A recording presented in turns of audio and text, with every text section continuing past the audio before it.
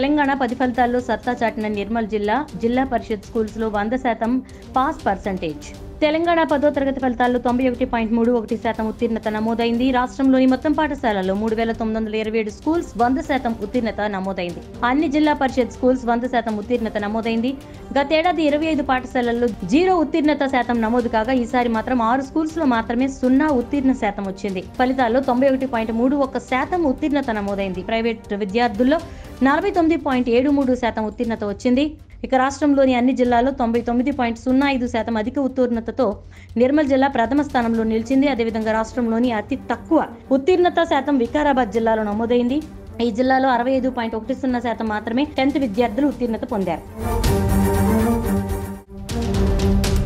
తెలంగాణ 10 ఫలితాల్లో సత్తా చాటిన నిర్మల్ జిల్లా పరిషత్ స్కూల్స్ లో 100% పాస్ పర్సెంటేజ్.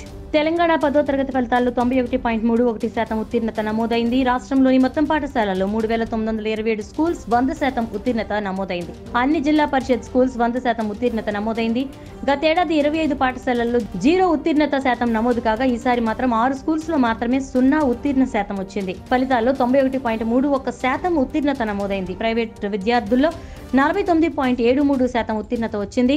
ఇక రాష్ట్రంలోని అన్ని జిల్లాల్లో 99.05% అధిక ఉత్తీర్ణతతో నిర్మల్ జిల్లా ప్రథమ స్థానంలో నిలిచింది. అదేవిధంగా రాష్ట్రంలోని అతి తక్కువ ఉత్తీర్ణత శాతం వికారాబాద్ జిల్లాలో నమోదైంది.